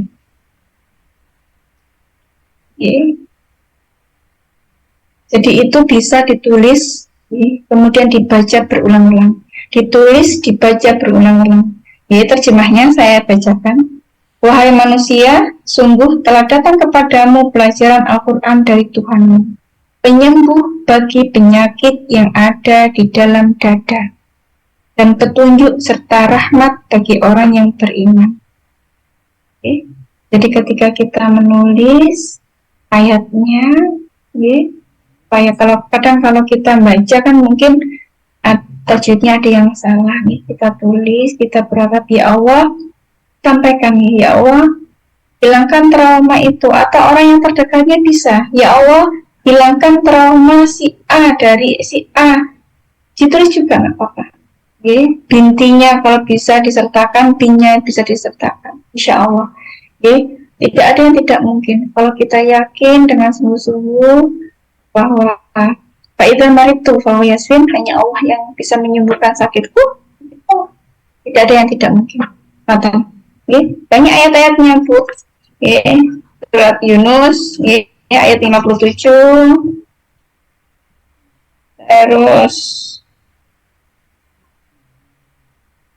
ayat surat apa ini? Ar-Ra'd, ayat surat ke-13 ayat 28. Artinya orang-orang yang beriman dan hati mereka menjadi tentram dengan mengingat Allah. Ingatlah, hanya dengan mengingat Allah hati menjadi tentram. Jadi temukan ayat-ayat, kalau sakit hati temukan ayat-ayat tentang membahas tentang hati, membahas tentang rasa sedih, membahas tentang rasa tentram gitu. Jadi itu yang kita tulis berulang-ulang. Kayaknya insya Allah untuk sakit hati itu, untuk depresi ada juga di surat Al-Hadid ayat 22. Nah, ini yang pernah saya alami juga ketika saya kehilangan kucing. Terus saya baca ayat 22-nya surat Al-Hadid itu, Masya Allah.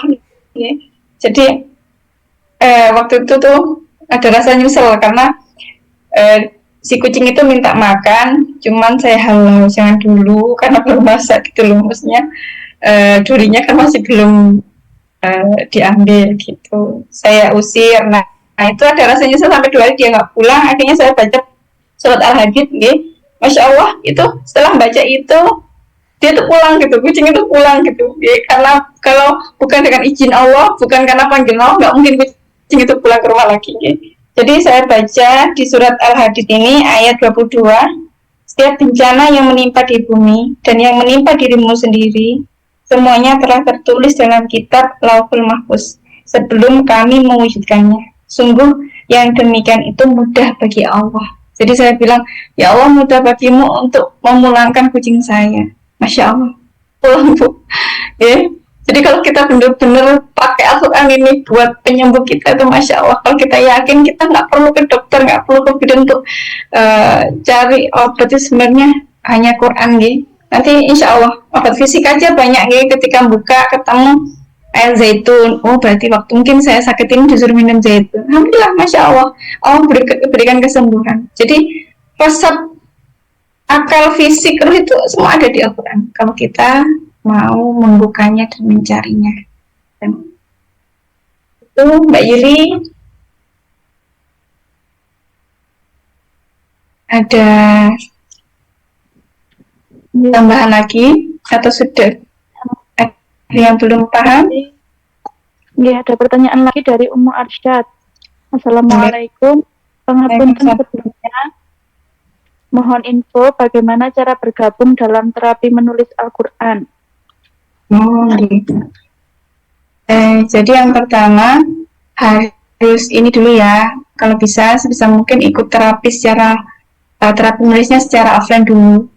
Biar kita itu tahu alurnya, caranya, terus tahapnya. Kan ada level 1, level 2, level 3. Jadi level 1 itu cuman membetulkan tulisan kita. Jadi kan mungkin banyak ibu-ibu ya, mungkin selama jadi ibu rumah tangga sudah nggak pegang pensil atau pulpen, makanya apa tulisannya agak bergelok-gelok, agak bergetar gitu loh. Mungkin selama ini pegangnya sutil, pegangnya bulat-bulat gitu kan gitu. Nah ketika pegang pensil agak bergetar. Nah di level 1 kita benerin dulu gerakannya supaya wawunya bagus, awaknya bagus, nanti level 2, level 3. Jadi saran saya kalau seandainya nanti terdekat ada offline, bisa ikuti offline dulu, baru nanti kita masuk. Supaya apa? Tidak patah di tengah jalan. Karena kalau kita nggak dari awal level 1, level 2, biasanya itu seminggu rutin absen gitu. Terus nanti seminggunya hilang. Nanti kalau ada masalah lagi, nulis lagi gitu. Sebisa mungkin itu gini, Al-Quran itu jangan didatangi ketika hanya ada masalah aja. Meskipun ada masalah, sebisa mungkin kita datangi supaya apa? Bisa jadi ketika kita nggak ada masalah, kita bisa menyembuhkan masalah orang lain dari ayat yang kita temukan. Jadi saran saya ikut offline dulu, nanti mungkin Bu Silvi bisa mengadakan di sekolah secara offline. Bu Sulis ngapunten, bisa kontak Bu Sulis supaya diadakan terapi menulis secara offline.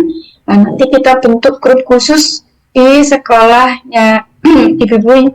Jadi nanti bisa saling memotivasi, bisa saling belajar. Ketika ketemu ayat ini apa yang dirasa, ketika ketemu ayat surat ini apa yang dirasa. Dan kebanyakan ibu-ibu yang sudah menulis surat Ali Imran itu hatinya lebih lembut. Jadi nanti bertahap saran saya ikut plan dulu ya, supaya semangatnya itu tidak tinggi terus turun. Maka ada lagi. Ini pertanyaan yang ketiga, Ustazah, dari Ummu Zahira. Ustazah, untuk mendapatkan hasil yang maksimal, berapa baris yang harus ditulis setiap harinya? Untuk anak-anak berapa dan untuk dewasa berapa? Sama nih, seperti yang Rasulullah sampaikan, jangan tergesa-gesa ketika kita membaca Al-Quran. Yang penting itu kita menulis paham dan mau mempraktekkan, mau mengamalkan dan mau menyampaikan. Jadi sama, ketika kita murojaah dapat 1 juz tapi kita nggak tahu maknanya, nggak dapat pelajaran, hasilnya nihil. Ya sama kayak mandi tapi nggak bersih. Itu. Jadi sebisa mungkin nggak perlu banyak, bisa 1 ayat atau 2 ayat, tapi kita paham apa yang kita tulis. Gitu. Terus kita mau untuk mempraktekannya. Misalnya hari ini saya menulis, jadi di grup menulis Al-Quran itu level 3 itu sudah sampai menulis Al-Quran, menulis terjemah, dan menulis tafsir. Dan kemudian doa apa yang kita rasakan ketika menulis ayat itu. Misal ya, ketika ini hari Kamis kemarin saya menulis surat Al-Infitar. Gak usah banyak-banyak, yang penting konsisten tiap hari, nggak libur. Sama, kayak makan. Kita kalau puasa kan memang fungsinya untuk mengosongkan ya. Tapi kalau ini tadi ingat resep 10 resep keluarga, salah satunya kan kita harus semangat mencari ilmu. Ya. Jadi nggak ada kata absen untuk kalau kita pengen menjadi manusia yang diangkat derajatnya, sebisa mungkin setiap hari mencari ilmu. Ada loh ulama saking saking sudah merasakan nikmatnya mencari ilmu, beliau makan aja sampai meminta muridnya untuk membaca kitab, karena beliau tidak mau menyia-nyiakan waktunya untuk tidak mencari ilmu. Karena salah satu kemuliaan penuntut ilmu adalah Allah tempatkan surga yang spesial untuk para penuntut ilmu. Dan Allah angkat derajatnya di bumi dan di langit. Nah, ini saya nulis di surat Al-Fitar hari Kamis kemarin. Saya tulis 3 ayat dan itu pun kerasa karena apa? Di ayat kelima itu bertuliskan, maka tiap-tiap jiwa akan mengetahui apa yang telah dikerjakan dan yang dilalaikannya. Masya Allah. Jadi kalau kita tiap hari menuliskan ayat Al-Quran itu kayak ada teguran untuk kita. Ketika dalam sehari itu kita lalai, mungkin kita nggak mau berbuat baik ke orang, nggak mau, misalnya lagi mager, lagi malas, pengen tiduran aja sehari, itu nanti Allah itu gitu loh. Apa yang kamu kerjakan itu nanti Allah ungkapkan, dan tafsirnya, yakni apabila semua amal perbuatan yang terdahulu yang telah dilupakannya, diketahuinya, terlebih lagi yang terakhir dilakukannya. Jadi nanti di akhirat itu semua kegiatan kita itu Allah beberkan, Allah sampaikan. Mungkin sesuatu yang sudah kita lupa itu diingatkan lagi sama Allah dan diperhitungkan. Nah, ketika kita menulis seperti ini tuh kayak jadi sapaan buat kita. Nah, kita enggan untuk berbuat baik atau lagi nggak mood, lagi pengen rebahan aja, kita tuh jadi ingat. Jadi akal itu akhirnya kayak ingetin ayat yang kita tulis. Dan kata ulama, ketika kita menulis itu sama dengan kita melakukan. Masya Allah. Mungkin kita belum bisa sedermawan Abdurrahman bin Auf, tapi ketika kita menulis ayat-ayat tentang dermawan, tentang ayat-ayat supaya kita nggak kikir, itu semoga Allah catat sebagai orang yang nggak kikir juga kita. Jadi ketika kita menulis satu aja itu lebih baik daripada kita menulis banyak tapi nggak tahu maknanya. Karena penyembuh hati kita salah satunya adalah membaca Al-Quran beserta maknanya. Bukan hanya membaca, tapi beserta maknanya, supaya ada yang masuk di otak kita, yang menghasilkan perubahan di hati kita. Nggak harus banyak, yang penting rutin. Ada lagi? Ini masih ada 3 pertanyaan, Ustazah. Dibacakan semua atau bagaimana? Mau? Dari Ratna. Tadi bertanya surat Yunus itu ayat berapa, Ustazah? Yunus surat ke-10.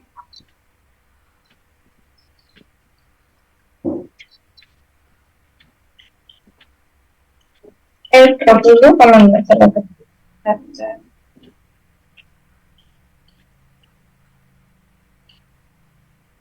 Ayat 57. Ayat 57.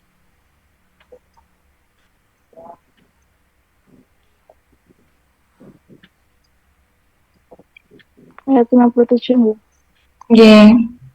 Oh, nggih. Lalu ada pertanyaan lagi dari Umu Ruzain. Assalamualaikum Ustazah. Perkenalkan, saya ibu dari Ruzain, level 1, mau bertanya tentang terapi menulis Al-Quran untuk penyembuhan epilepsi. Bagaimana Ustazah? Gini, untuk terapi Al-Quran ini memang sebisa mungkin itu dilakukan oleh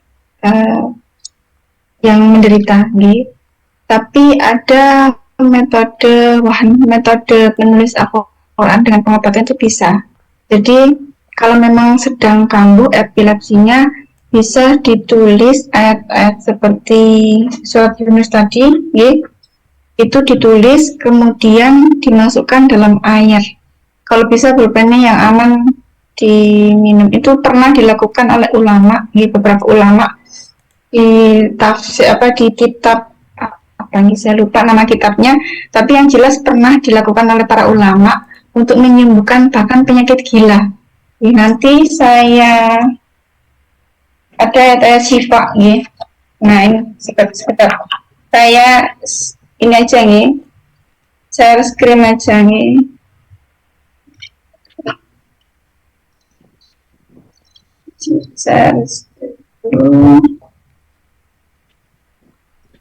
Nah, ini. Jadi ayat-ayat syifa ini bisa ditulis ininya aja ya. Saya dengan tulis ininya aja. Suratnya nanti dibuka sendiri di alfanya masing-masing ya. Nah, ayat-ayat ini bisa ditulis ya. Kemudian khusus yang sakit epilepsi boleh nulis ayat-ayat ini ketika nggak kambuh gitu. Tapi ketika kambuh, bisa orang tuanya, bisa orang terdekatnya menuliskannya, kemudian ditaruh di dalam air. Kemudian diminumkan pada anak yang kena epilepsi tersebut. Inilah ya, dengan keyakinan yang sangat, memang tergantung dengan keyakinan kita dan hati kita. Kita yakin insya Allah dikasih sebentar ya sayang ya. Assalamualaikum. Aku dan anak-anak sudah oke. Baca dulu. Nah, ini saya share ini ayat syifa. Jenengan tulis saja suratnya nih, surat At-Taubah. Monggo. Ini zoomnya disimpan apa mboten? Rekod apa mboten, Mbak Yuli? Rekod. Oh gitu. Dia direkod, tapi ini di layar kok nggak terlihat. Hah? Yang terlihat PowerPoint-nya.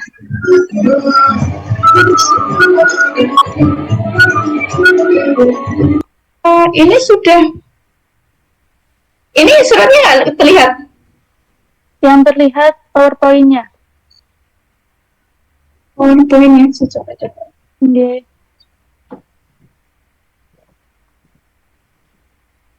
Kalau gini? Nggih, masih sama PowerPoint.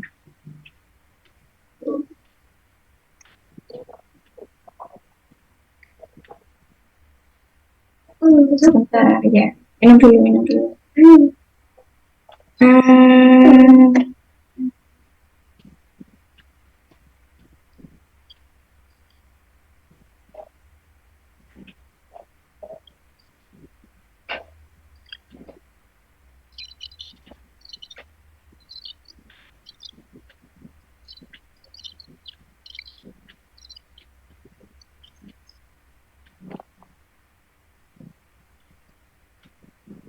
Oh iya. Recording in progress.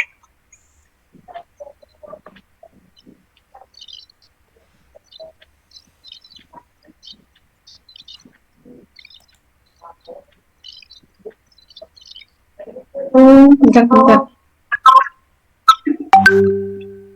Saya bacakan aja ya. Nggih.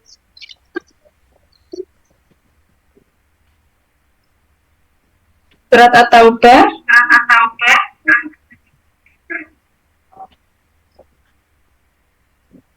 ayat 14, Nggih. surah 80, Surat apa sudah? Asyura Asyura ayat 80, nggih.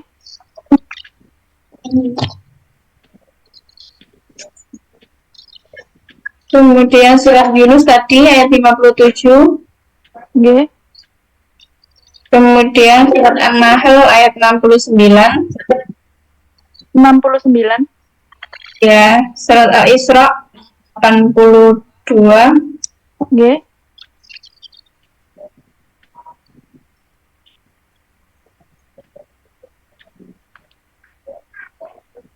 kemudian yang terakhir surat Fusilat ayat 44, Nggih. Silat 44. ada 6, ya. Ya, kedua di 7 nggih. Nggih 6. Ya. 6. Itu dibaca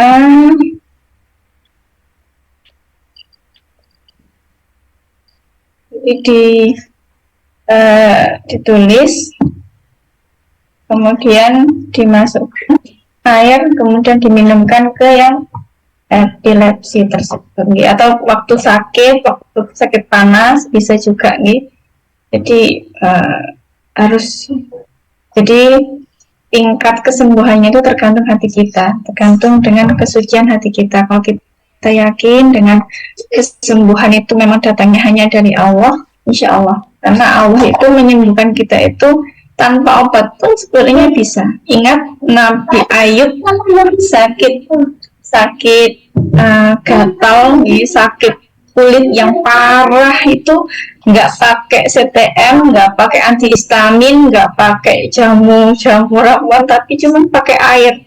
Itu yang harus menambah keyakinan kita bahwa apapun yang Allah kasih itu pasti ada hikmahnya.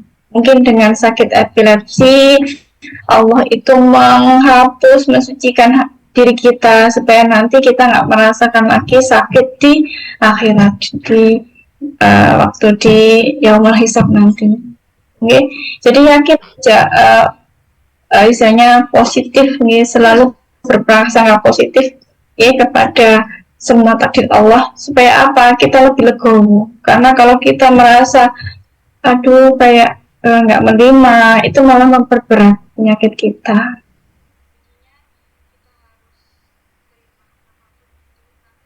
Baik, jadi reframing istilahnya tuh cari alasan kenapa kok Allah ngasih ini. Bisa jadi nih, contoh misal, Allah menganugerahkan saya anak saya pilih awalnya itu. Awal ya pasti rasa kecewa itu pasti ada, tapi ketika Masya Allah ternyata dengan memiliki anak seperti itu kayak saya dipaksa untuk belajar, dipaksa untuk menjadi ibu yang bisa menyembuhkan. Akhirnya dipaksa saya untuk menyembuhkan luka pengasuhan saya sendiri.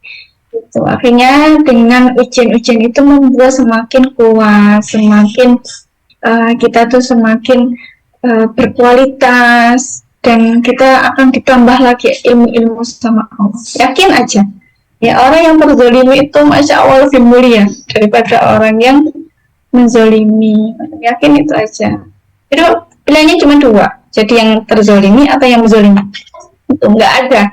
Para nabi pun kan banyak yang menzolimi kan. Jadi memang pilihannya dua, kita harus siap.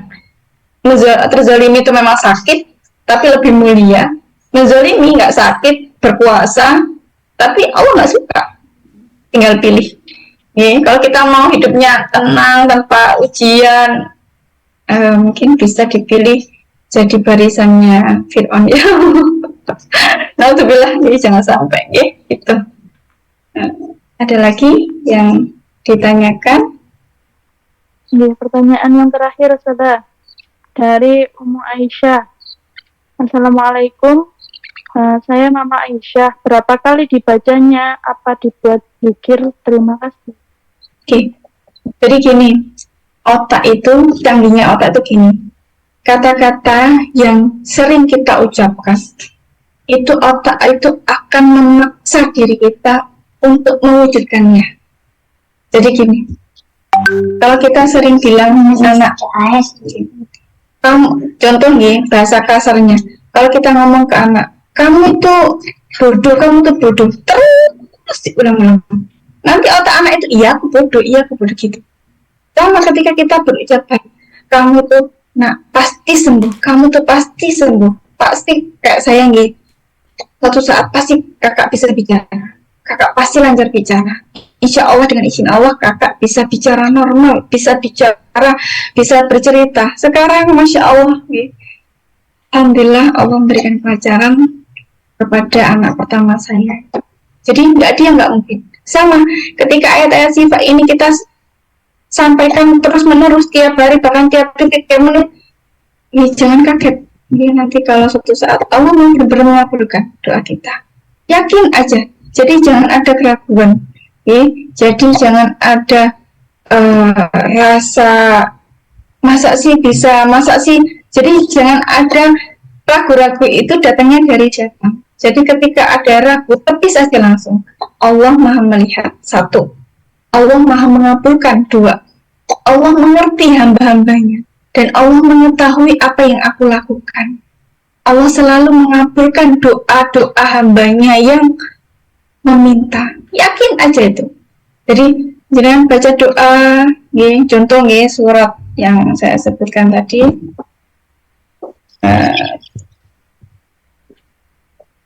di surat At-Taubah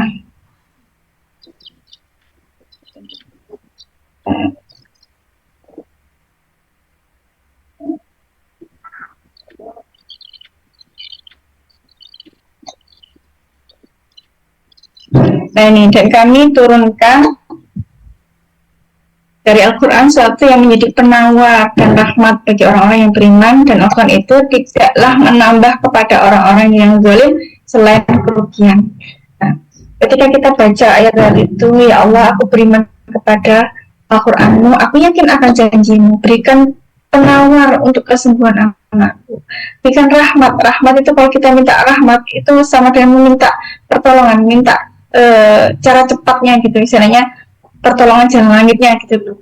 Jadi kalau kita yakin itu, kita baca terus tiap hari, Masya Allah, saya yakin Insya Allah karena saya juga yakin dengan janji Allah, Insya Allah Allah kabulkan doa kita. Semakin sering kita ucapkan, malah berpeluang untuk terkabulnya itu semakin banyak. Makanya kenapa saya bilang jangan hanya ketika ada masalah kita berdoa, tapi meskipun kita nggak ada masalah, sebaiknya kita juga berdoa. Karena kata Allah, sesungguhnya ujian terbesar itu ketika kita diberi kenikmatan. Enak. Kalau kita enak kan cenderung lupa berdoa. Tapi kalau kita susah, tahajudnya lama, ya kan? Tapi kalau kita baik-baik aja, agak malas tahajud. Padahal disitulah ujian terberat kita. Kalau kita dikasih kelebihan, dikasih kenikmatan, tetap ingat sama Allah. Nah, itu loh janji Allah. Barang siapa yang bersyukur, aku akan tambahkan nikmatnya. Ketika keluarga kita baik-baik aja, bilang ya Allah terima kasih. Kita berdoa, ya Allah terima kasih atas kenikmatan yang telah Engkau berikan. Berikanlah kenikmatan ini juga padaku di akhirat nanti. Karena kata Allah, ketika orang itu dikasih nikmat di dunia, itu bisa jadi Allah tidak memberikan nikmat di akhirat. Dan ketika Allah itu memberikan ujian di dunia, insya Allah tidak memberikan lagi ujian di akhirat. Makanya Nabi Sulaiman itu termasuk kuat karena bergelimang kenikmatan, tapi beliau tetap bersyukur, tetap sama. Kita harus seperti itu. Ketika kita mendapatkan kenikmatan anak yang soleh, pintar ngaji, tetap, karena biasanya kebanyakan ketika anak kita baik-baik saja, tiba-tiba rewel, tiba-tiba dia nggak mau mogok hafalan, tiba-tiba itu termasuk ain. Karena apa? Itu tadi mungkin kita lupa untuk bersyukur. Itu lebih baik tiap hari, tiap detik, tiap hari lebih bagus itu Mbak Lilia.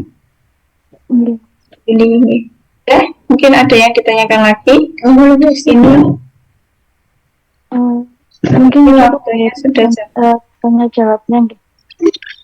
Ingin menyampaikan info dari Saudara Sulis bagi bunda-bunda kalau ingin ada terapi pengasuhan metode menulis Al-Quran offline, bisa daftar ke wali kelasnya masing-masing.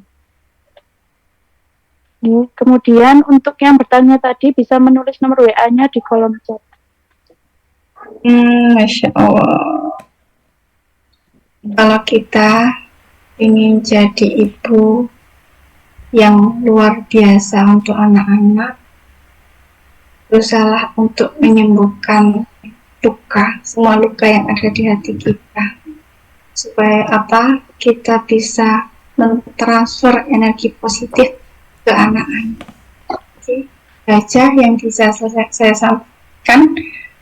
Mohon maaf ini ada hilaf atau kurang-kurangnya, mohon maaf nih. Kelebihan datangnya dari Allah, kekurangan datangnya dari saya pribadi.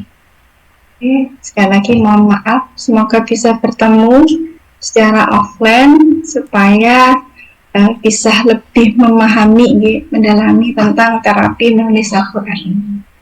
Ya, Allah sudah memberikan Al-Quran. Kalau kita tidak memanfaatkan dengan sebaik mungkin, pergilah kita. Oke, saja kita tutup dengan istighfar. Astagfirullahaladzim, astagfirullahaladzim, astagfirullahaladzim, dengan alhamdulillah, dengan doa penutup majelis. Subhanakallahumma rabbana wa bihamdika asyhadu an la ilaha illa anta astaghfiruka wa atubu